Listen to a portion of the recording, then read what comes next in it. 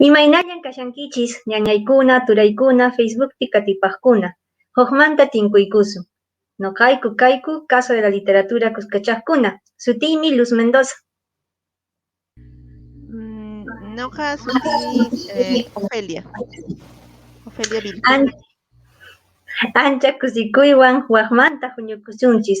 Allin hamusqan kankichis, kay sesión nisqaman rimaykunamanta hamutaspa.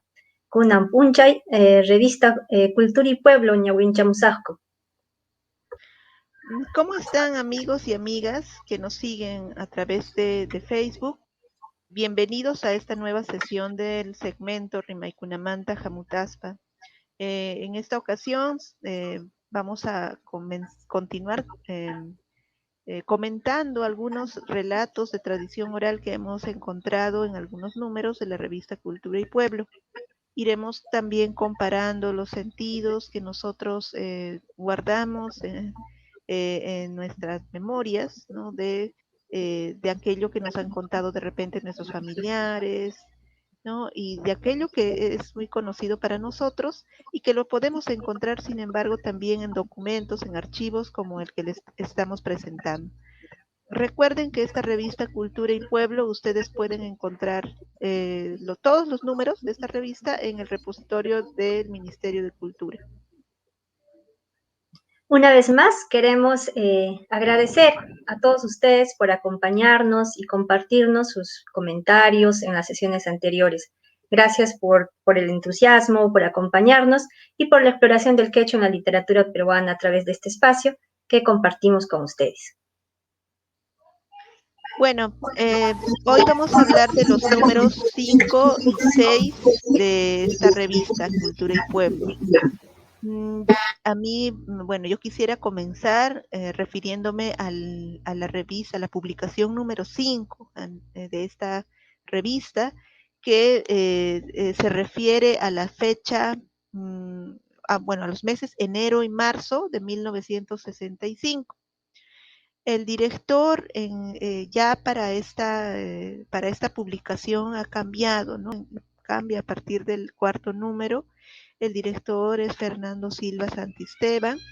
Entre las páginas de este número encontraremos estudios, como siempre, de carácter antropológico, sociológico, lingüístico, histórico, arqueológico, también muestras de pintura, imágenes asociadas a piezas, ¿no? de arqueología, perdón, de cerámica, que hablan de las culturas prehispánicas, ¿no? de las investigaciones que se hacen acerca de las culturas prehispánicas en nuestro país.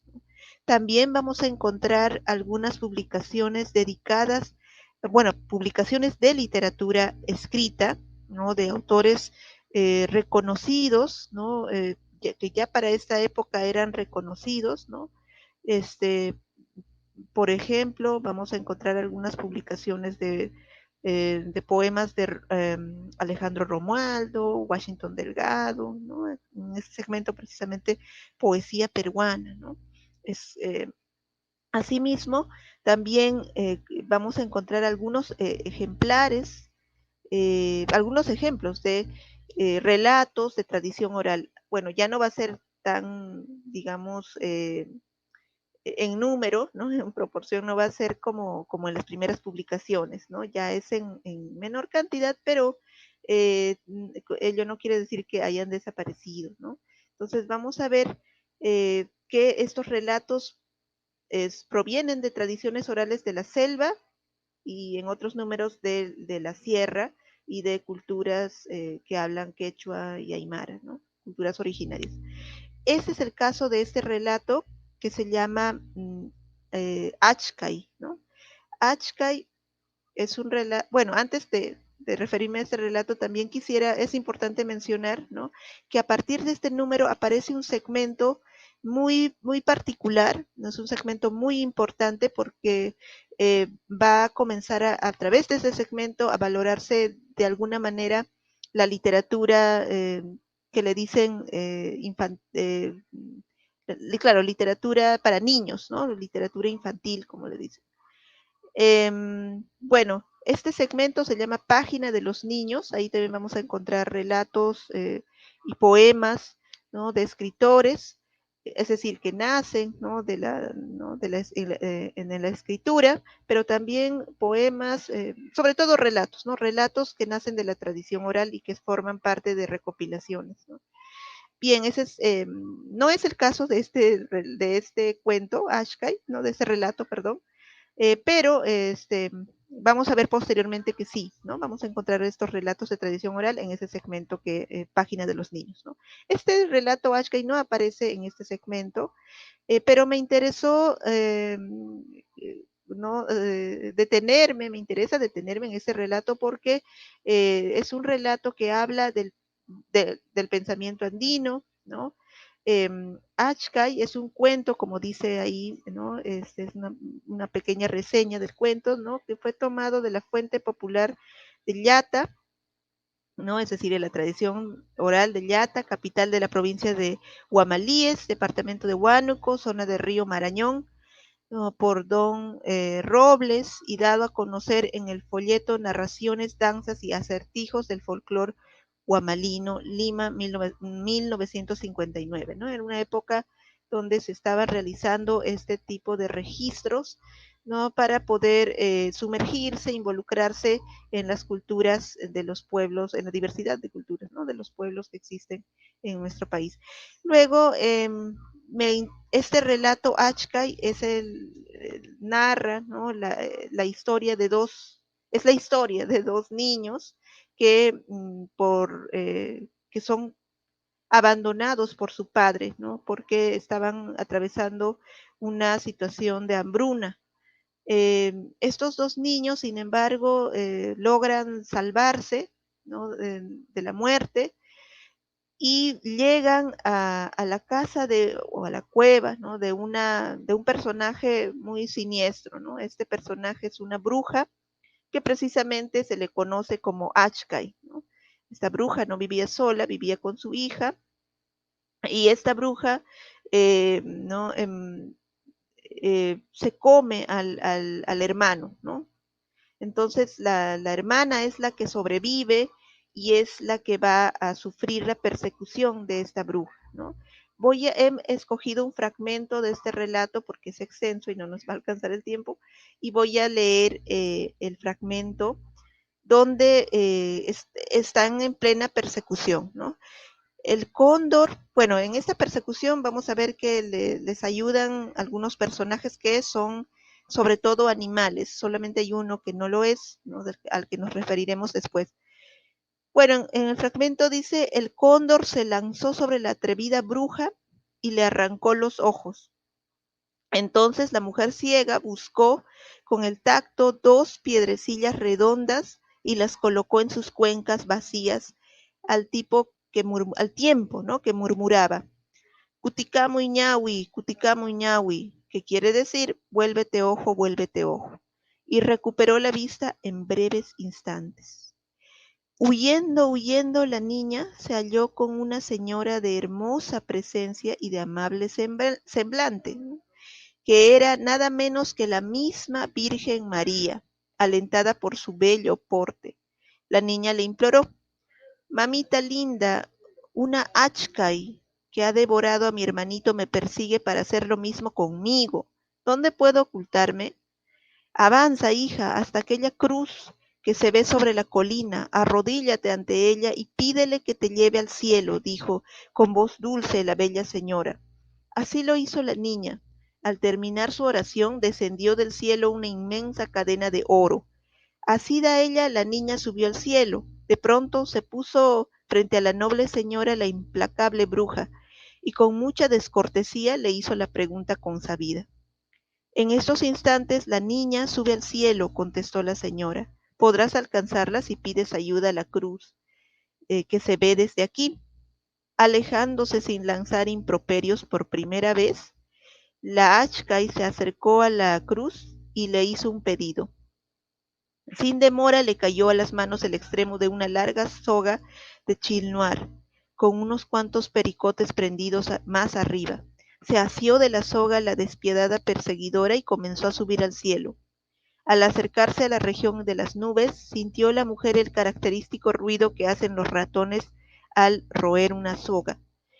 Ukush, Ukush, parece que estás dañando mi cadena de oro, le dijo entonces la Ashkai al pericote más cercano. ¿Yo? ¡Qué ocurrencia! Solo estoy royendo mi endurecida semita, contestó el roedor aludido. Arrastrado, Ukush, sigues desgastando mi cadena de oro, llamó la atención la bruja al pericote. Ya te dije que solo estoy royendo mi endurecida semita, contestó el que hacía ruido. La soga, en una de sus partes, a causa de los dientes de los ratones, estaba convertida en un hilo delgado que apenas resistía. Una vez más, la desconfiada bruja principió a reprender a los pericotes, sus compañeros de viaje. ¡Ukush! No pudo continuar la frase. La soga se rompió con gran estrépito. En su descenso, la Ashkai pedía a gritos: ¡Pampalamán! ¡Guegualamán! Sobre la pampa no más, sobre la hierba no más. Por desgracia, ella cayó en la misma punta de una roca de un alto cerro. Murió hecha pedazos al instante. Las gotas de su sangre salpicaron al paisaje. La niña, en cambio, logró entrar al cielo, donde todo era felicidad y calma. La Virgen María le dio un cofre blanco para que guardara los restos mortales de su hermanito, hasta que recibiera un nuevo soplo de vida. La niña era dichosa, pero no cumplió la orden divina de no abrir el cofre blanco. Un día levantó la tapa y salió del fondo del cofrecito un perrito lanudo. Entonces la niña y el perrito volvieron a la tierra. La Virgen María lo dispuso. Ya en la tierra, a veces la niña le decía a su perrito: si la Ashkai nos persiguiera de nuevo, ¿qué harías tú? ¡Juau, juau! Ladraba el perrito. ¿Qué quería decir? Le ladraría, le atacaría. Bien, ahí termina este relato y yo creo que a muchos, sobre todo a los que somos adultos, nos ha hecho recordar, y quizá a los niños también, ¿no? Les ha hecho recordar a relatos, ¿no? Que ya habíamos escuchado quizá de parte de nuestros familiares o quizá nosotros en alguna ocasión lo hemos leído cuando éramos niños, ¿no? Este, este relato me recuerda a mí, particularmente a un relato, bueno, a otro relato, ¿no? Que leí cuando yo era niña, y ese relato se llamaba La Chiqué. Este relato, La Chiqué, fue recopilado en el libro Mitos y Leyendas y Cuentos Peruanos, que fue gestionado por José María Arguedas y Francisco Izquierdo Ríos, ¿no? Publicado en 1947. Al parecer, estos relatos son más difundidos en las regiones, o este tipo de relatos donde aparece esta bruja, ¿no? Son más difundidos en las regiones de Ancash, ¿no? O dentro de Ancash, el Callejón de Huaylas, Huánuco o Cerro de Pasco también, ¿no? Utilizan mucho, bueno, por el uso del quechua central, lo digo, y también por el nombre, ¿no? Achca y Huachique, ¿no? Parecido, ¿no? En este tipo de relatos, los personajes casi siempre son dos niños indefensos. Estos niños son perseguidos por una bruja y en otras versiones por un ser maligno, un ogro que es devorador de personas. Al respecto, Pedro Villar Córdoba, en 1933, recopiló un mito, ¿no? Un relato mítico, al cual se lo denominó Wacom y los Wilca, ¿no? Esto es un relato mítico que explica, ¿no? El nacimiento de la cordillera de la Viuda. Este relato trata la historia de Pachamama, que se vuelve en la viuda de Pachacama. Ambos tuvieron dos hijos de sexo diferente, ¿no? A los cuales los denominaron Wilcas. eran el sol, ¿no? Bueno, sol en Aymara, quiere decir, ¿no? Recién nacido en quechua, eso significa Wilca, ¿no? Los dos huérfanos y su madre andan extraviados y son acogidos por el demonio caníbal Wacom, ¿no? Este demonio caníbal es equivalente, ¿no? A la chique o al achka, ¿no? A la achka. Él intenta seducir a Pachamama, que es la madre de los niños, y frente a su rechazo la mata y se la come. Los gemelos Wilcas huyen y los acoge un zorrillo que los alimenta con su propia sangre y les ayuda a vengarse además de Wacom, haciendo caer al, a este ser a una trampa mortal. Luego los Wilcas suben al cielo y gracias a su padre que los esperaba allí. La hija se transforma en luna y el hijo en sol y luego la madre Pachamama resucita y es recompensada por Pachacama. Eh, Bien, entonces este tipo de relatos son, ¿no? Tanto en estos aparecen estos personajes malignos, ¿no? Que son el relato, que son la Ashka, ¿no? En el relato que leímos en este número de Cultura y Pueblo, y también el Wacom, ¿no? En este tipo de relatos existen, parece que nacen de un mismo, como que de una misma raíz, ¿no? Provienen de una misma raíz, ¿no? Existen muchas similitudes, la presencia de los niños huérfanos o desamparados, la secuencia de la huida o la persecución, donde algunos personajes, sobre todo animales, los ayudan. Luego está la ascensión, cuando suben al cielo, ¿no? Los niños en ese espacio del cielo se salvan, ¿no? Esa es quizá la parte final. En el caso de los relatos donde existe una bruja, esta, ¿no? Si bien los niños suben al cielo, el destino de la bruja es que ella cae desde lo más alto y sus restos se convierten en parte del paisaje o en parte en otros relatos o en parte digamos, en algunos vegetales, en algunas plantas que no son de consumo humano. Eh, eh, También este tipo de relatos, ¿no? Tal como lo señala, bueno, como digamos, se presenta el relato de Wacom y los Wilcan, ¿no? Son relatos míticos, ¿no? Eh, Son relatos donde se explican el nacimiento, el origen de pueblos, elementos de la geografía como rocas, cerros, la cordillera, por ejemplo, ¿no? Ríos, lagos, etcétera. Esto a su vez es similar a las historias del zorro cuando sube al cielo, ¿no? Y por alguna circunstancia, ¿no? En este tipo de relatos, por ejemplo, cuando el zorro sube al cielo, no sé, para ir a la fiesta, por ejemplo, de las aves, qué sé yo, en este tipo de relatos, los, el zorro también cae, ¿no? Está subiendo, está bajando por una soga y cae al suelo, ¿no? Y a partir de la caída del zorro se originan los alimentos de su panza, de su estómago, salen los alimentos. A mí me parece que si bien los relatos que tienen que ver con la chique o la achka son relatos que se narran, que se difunden principalmente en la sierra central de nuestro país, estos relatos sobre el zorro, ¿no? Son relatos que se difunden en la sierra sur de nuestro país, sobre todo, ¿no? Porque allí yo lo he escuchado más. Y luego con respecto a los personajes que salen para ayudar a los pequeños, ¿no?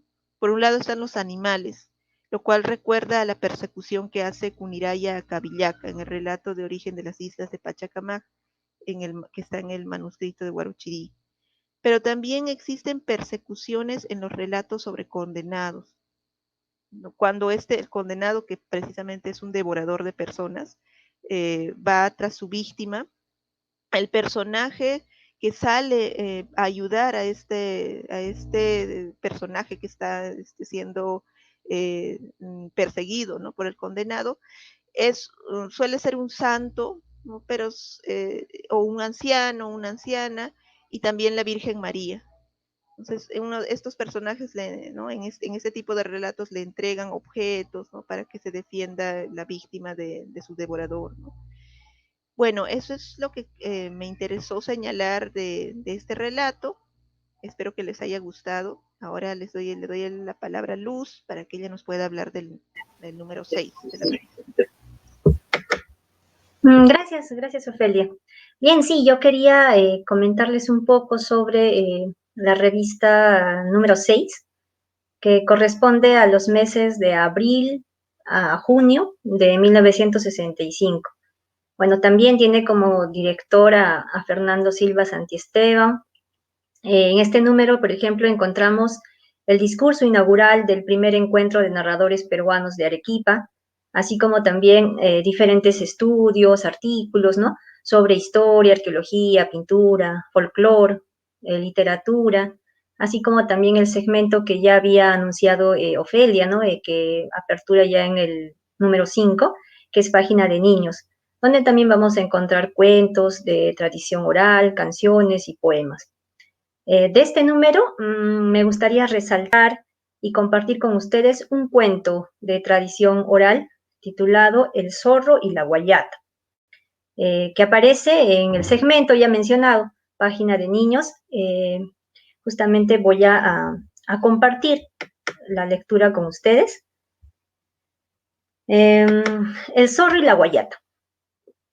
Un viento agudo soplaba sobre las colinas grisáceas de la Puna, sacudiendo la escasa paja que los cubría. En el horizonte, la fantástica dentadura de la cordillera semejaba una interminable fila de cabezas de indios. La guayata, gruesa y corpulenta, paseaba majestuosamente, igual que una matrona, seguida de sus polluelos. Se detuvo junto a una pequeña laguna y las guayatitas la rodearon. El zorro, don Antonio, le llamaban los cholos, la seguía, atento y despacioso, admirando las patitas rojas, casi color del fuego de los animalitos. Al verlo a don Antonio, a tamañas alturas, la guayata no pudo menos que alarmarse. Conocíalo por sus rapiñas y temió por sus hijitos, pero las actitudes del zorro eran de rara pasividad. Parecía ensimismado, contemplaba solamente las lindas patitas color fuego de las guayatitas. No había salido aún de su asombro doña Guayata cuando el zorro se acercó tranquilamente y le habló. Buenos días, mamay, doña Guayata. Buenos días, taitai, don Antonio, respondió ella, con disimulada aspereza. Y antes que pudiera decir más, don Antonio, fija siempre su atención en el precioso esmalte de las patitas de sus hijitos, volvió a hablarle. Atatachau, mamay, doña Guayata, y los piececitos de tus hijitos, qué lindos, como candelita. Sí pues, taitai, dijo, nomás doña Guayata, como buena chola, al mismo tiempo halagada y desdeñosa, y envolvió en una mirada de orgullo a sus pequeños. Caray, Icún, ¿qué cosita les has dado ese colorcito, mamay? Nadie tiene así colorcito. Mentalmente, don Antonio envidiaba a la feliz ave, cuánto no daría él porque sus hijitos también tuvieran patitas de ese mismo color, y pensaba en que él podría gozar de esa dicha si la guayata quisiera revelarle el secreto de su arte, tan exclusivo de ella, como era esmaltar las extremidades de sus hijitos. Animado por ese pensamiento, don Antonio prodigó buenos cumplidos a doña Guayata, y finalmente le dijo, caray, yo también quisiera que mis hijitos tuvieran ese colorcito de piececitos. ¿No me dirías, mamá, con qué cosita les da ese colorcito? Ah, con candelita lo hago, taitai. Prendo harta leña y cuando está habiendo bastantes brasas, los voy tostando uno por unito.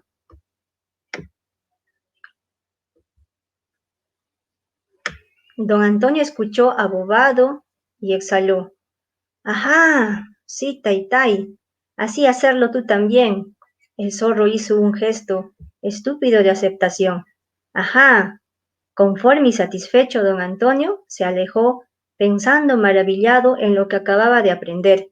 Realmente, se dijo, no estaban sino esmaltados al fuego los piececitos de las pequeñas guayatitas.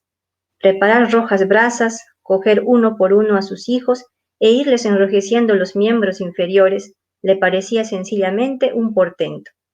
Desde entonces, el zorro no abandonó esa idea, y cuando llegó a ser padre de graciosos zorritos, orgulloso, feliz, no sabía qué hacer con ellos, y pensó en encarnarles los piececitos. Pero esto de encarnarles solo los pies le parecía después muy vulgar. ¿Cómo podría hacerles iguales a esa chusma de sus hijos, de la presuntuosa guayata? No, de ningún modo, se dijo, que sus hijos serán más bellos, y decidió que con gran alborozo enrojecerlos todos enteros. ¡Qué caray! Exclamó, enteritos van a ser como fueguito. ¡Qué caray! Y a diferencia de la guayata, no preparó simplemente brasas, sino que construyó un horno con terrones y piedras. Se aprovisionó de buena leña, bosta seca, calentó el horno al rojo vivo, hecho lo cual, cogió a sus críos y los metió juntos, pese a que los infelices chillaban como unos condenados. No griten, decíales el zorro, más bien como fueguitos van a salir, coloraditos, bonitos, y cerró herméticamente el hueco del horno. Calculando el tiempo, don Antonio, animoso y risueño, fue a abrir la boca del horno y vio horrorizado que sus pobres hijos estaban achicharrados. ¡Qué chascos, qué tragedias ocasionan las fiebres de la vanidad y el ansias de ostentación! Manuel Robles Alarcón. Este es un cuento del libro inédito Cuentos Infantiles basados en relatos populares de la Sierra del Sur. Bueno, ese es el relato que quería compartir con ustedes. Y bueno, uno de mis personajes favoritos en los cuentos de tradición oral es justamente el zorro. Quizás porque escuché y también leí diferentes versiones, ¿no?, de los relatos que se conocen. Seguramente muchos de los amigos y amigas que nos siguen en esta transmisión también en algún momento se han encontrado con historias, con relatos, donde aparece este personaje bastante singular. Así que me gustaría compartir algunos alcances interesantes que encontré. En estos relatos del zorro, no, bueno, este personaje tiene una personalidad bastante característica, como lo han podido notar. Se puede decir que es taimado, es pícaro, es astuto, es hábil. En algunos relatos él canta, él baila, sabe tocar instrumentos, pero también tiene muchos antivalores, ¿no? Él engaña, él roba, él miente, es vengativo, es envidioso también, ¿no? Pero también puede ser torpe, ¿no? Es torpe, es a veces crédulo, como en este relato, por ejemplo, e ingenuo, ¿no? En lo particular frente a otra figura, ¿no?, de otro animal. Por ejemplo, el ratón, ¿no?, es quien lo engaña constantemente en diferentes relatos. Y en este relato, por ejemplo, es la guayata, ¿no?, quien logra engañar al zorro, pero para evitar ser víctima de este personaje. Bueno, dentro de la cosmovisión andina, el zorro andino es un animal sagrado, simbólico y también es ritual. Es conocido con diferentes nombres, como por ejemplo como Titula, Tiula, Lari, Ato, Atucu, Pascual, Niñula, Niñucha, entre otros, ¿no?, en diferentes regiones del sur del Perú. En un artículo titulado El zorro en la cosmovisión andina, que le pertenece a Van Kessel, nos dice, por ejemplo, que el zorro dice que es considerado el perro del Malcu. El Malcu es el espíritu de un cerro protector del Ayllu. Algunos lo llaman también que el zorro sería el perro de los gentiles, y es quien cuida las casas, las chulpas de estos antepasados, ¿no? Nos menciona también que la presencia de este animal es bastante temprana. Podemos encontrar, por ejemplo, mencionado en diferentes crónicas, así como también en textos tempranos como el manuscrito de Guarochirí. Y en la actualidad, este personaje, este animal sigue vigente, ¿no? Tanto en la tradición oral como también en la vida del hombre andino. Por ejemplo, dentro de la tradición oral vemos que algunos relatos ya incluyen, ¿no? Elementos bastante actuales, contemporáneos dentro de estos relatos, por ejemplo, ¿no? Y dentro de la vida del hombre andino, también el zorro es presente, está presente y también es muy importante, ¿no? En algunos pueblos, por ejemplo, cuando se pierde el ganado, se dice que los pobladores piden a las achachilas, a los malcus, ¿no? Para que amarren a sus perros, ¿no? Haciendo referencia a los zorros, para que no afecten el ganado. Del mismo modo, es, eh, es un animal también que es importante porque también va a ser aquel que va a dar señales, ¿no? Dentro de este ciclo agrícola que va a ser bastante importante para el hombre andino. Por ejemplo, en comunidades del sur, por ejemplo, Cusco, Puno, ¿no? Se dice que es temporada de siembra cuando el zorro empieza a aullar. Si lo hace, por ejemplo, ¿no? Sentado en un solo sitio, en las partes más altas de un cerro, se dice que está anunciando que va a ser un año lluvioso y que va a ser, que va a tener mejores cosechas para las partes altas, ¿no? Pero también dice que hay años o hay temporadas en las que el zorro va a aullar hacia la ribera de los ríos, ¿no? Esto va a indicar, por ejemplo, que la zona baja va a ser la que va a tener mejor producción. Asimismo, por ejemplo, si aulla caminando o corriendo, quiere decir que no va a ser un buen año, que no va a haber buenos cultivos, ¿no? Algunos años, por ejemplo, aulla como si estaría atragantándose, y eso quiere decir que la producción va a ser abundante de la papa, ¿no? Así como los aullidos, también, por ejemplo, el excremento del zorro también sirve, ¿no? Para tener algunos indicios, ¿no? En qué momento va a caer la helada, en qué momento va a venir la lluvia, ¿no? Y así sucesivamente, ¿no? Entonces va a ser un animal que también va a estar presente, ¿no? En la actualidad, no solo en la tradición oral, sino también en la vida cotidiana del hombre andino. Entonces, este zorro va a ser un personaje, ¿no? Que opera, ¿no? Entre el cielo, la tierra, en una comunicación también constante con el hombre andino.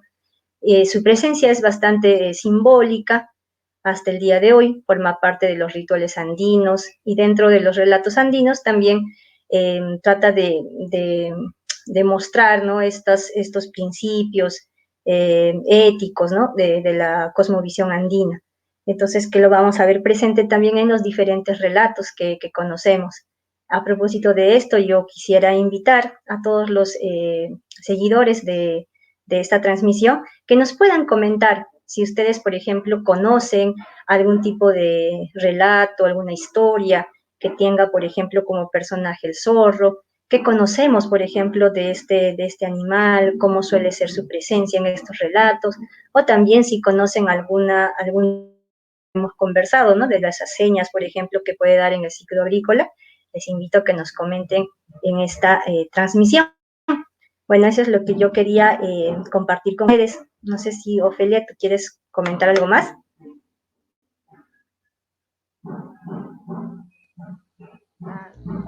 Bueno, yo creo que con eso podríamos terminar. Solamente agradecerles ¿no? Que nos hayan acompañado en este día. Y bueno, a la próxima sesión también vamos a comentar otros números de la revista Cultura y Pueblo, y recordarles también que esta revista la pueden encontrar en el repositorio institucional del Ministerio de Cultura. Sí, Entonces, sí, amigos y amigas, bueno, los que nos están siguiendo en esta transmisión, hoy, bueno, con Ofelia hemos explorado estos relatos andinos de los números 5 y 6 de la revista Cultura y Pueblo. Agradecemos su presencia y también invitarlos para encontrarnos nuevamente el próximo sábado. Contamos con su presencia desde ya. Minkaskan kankichis, minkakamuikiku, hamus puchichau punchauta. Kay rimaykunamanta hamutaspa. Suyaykusaykiku. Tupananchis kama. Tinkunanchis kama.